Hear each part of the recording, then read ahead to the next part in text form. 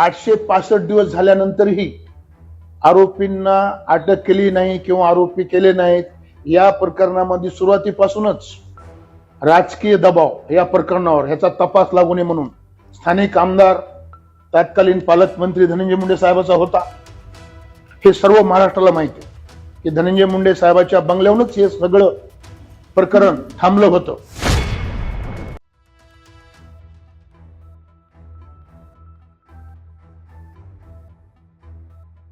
बीड जिल्ह्याच्या परळी येथील मयत महादेव मुंडे हत्या प्रकरणात एक मोठी अपडेट समोर आलेली आहे।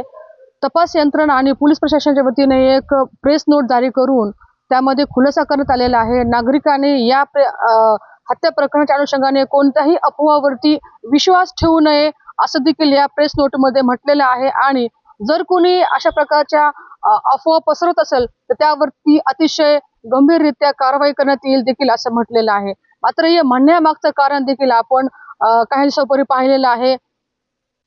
राष्ट्रवादी शरद पवार गटाचे प्रदेश सरचिटणीस राजभाऊ फड यांनी पत्रकार परिषद घेत या पद्धतीने खुलासा केला होता। SIT कडे या प्रकरणाचा तपास असल्या कारणाने SITच्या जो अतिशय गोपनीय असा चाचण्या ज्या आहेत ते सुरू आहेत। यामध्ये लाई डिटेक्टर असेल, त्यासोबत ब्रेन मॅपिंग असेल, त्यासोबतच विविध प्रकारच्या ज्या चाचण्या आहेत ते अतिशय चाचण्या पार पाडणं महत्त्वाचे आहेत। कारण की संशयी आरोपी जे आहेत ते या प्रकरणाला तब्बल 2.25 वर्ष झालेले आहेत आणि या सर्व परिस्थितीवरती पुन्हा एकदा या सर्व परिस्थितीचा जो आरोपी आहे तो समोर येणं अत्यंत आवश्यक आहे। आणि म्हणून या सर्व चाचण्या ज्या आहेत ते अतिशय गोपनीय पद्धतीने पार पाडल्या जात आहेत आणि या चाचण्याचा देखील अहवाल तेवढाच गोपनीय असल्याचे देखील समोर येत आहे। मात्र या अहवालाच्या अनुषंगाने कसल्याही प्रकारची छेडछाड व्हायला नको आणि समाज माध्यमाच्या माध्यमातून नागरिकांपर्यंत कोणताही याप्रमाणे अनुचित जो आहे तो माशे जायला नाही पाहिजे म्हणून बीड पोलिसांनी आणि तपास यंत्रणेच्या अधिकाऱ्यांनी देखील ही एक अतिशय मोठे आणि महत्त्वाचं जे पाऊल आहे ते उचलल्याचं आपल्याला दिसून येत आहे। या नुकत्याच पार पडलेल्या पत्रकार परिषदेमध्ये राजभाऊ फड यांनी माजी मंत्री धनंजय मुंडे यांच्यावरती मोठे मोठे आरोप जे आहेत ते लावलेले आहेत आणि आपण सर्वांनी ते आरोप पाहिलेले आहेत। या सर्व आरोपावरती खूप मोठं राज्यामध्ये चर्चा देखील झाल्याचं आपल्याला पाहिलेलं आहे। हे अतिशय गंभीर आरोप होते आणि आरोपावरती माजी मंत्री धनंजय मुंडे यांच्या कार्यकर्त्यांनी देखील पत्रकार परिषद घेत खुलासा केला होता की अशा प्रकारचे गंभीर आरोप करून नेत्याला बदनाम केले जात आहे आणि एक मोठं नेतृत्व कुठेतरी जनमानसामध्ये त्याची जी प्रतिमा आहे ते कुठेतरी कमी करण्याचा प्रयत्न केला जात आहे आणि म्हणून यावरती कठोर पावलं उचलली जावी असं देखील त्यांनी आवाहन केलं होतं। यामध्ये राजभाऊ फड यांनी माजी मंत्री धनंजय मुंडे यांच्यावरती या केस अनुषंगाने त्यांच्या मार्फतच ही हत्या घडवून आल्याचा देखील आरोप केला होता आणि अतिशय गंभीर असा आणि खळबळजनक जो आहे तो आरोप या माध्यमातून करण्यात आला होता। आणि त्यासोबत त्यांनी हे देखील म्हटलं होतं की जर या प्रकरणातील अहवाल तात्काळ जर सर्वसामान्य जनतेसमोर सादर नाही केला तर येणाऱ्या 20 तारखेला ते मोठं आंदोलन देखील उभारणार असल्याचं देखील त्यांनी म्हटलं आहे।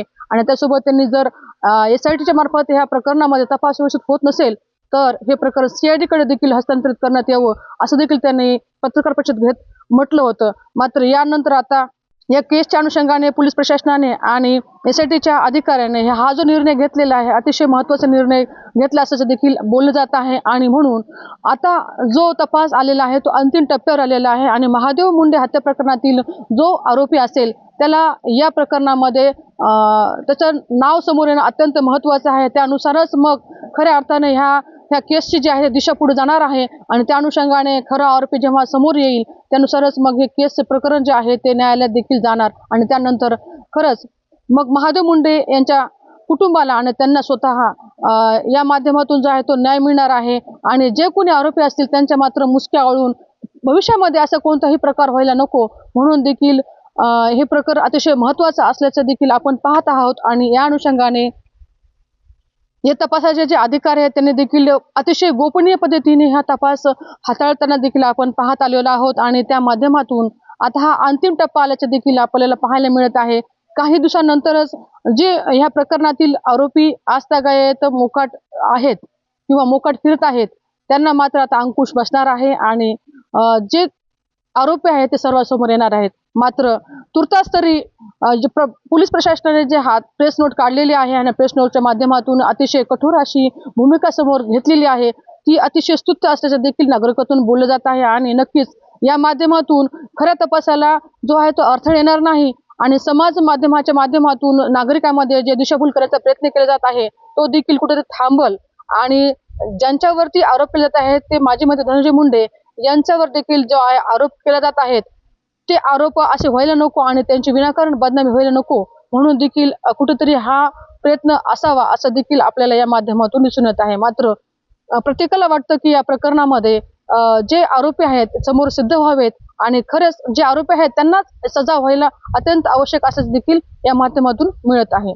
आता येणाऱ्या काळामध्येच या प्रकरणाची काय दिशा ठरणार आहे, कोणते आरोपी समोर येणार आहेत आणि त्यासोबतच हे प्रकरण कोणत्या वळणाला जाणार आहे हेही पाहणं तितकंच महत्त्वाचं असणार आहे. टाइम्स नाव मराठीसाठी सुकेश नाईकवाडे, बीड.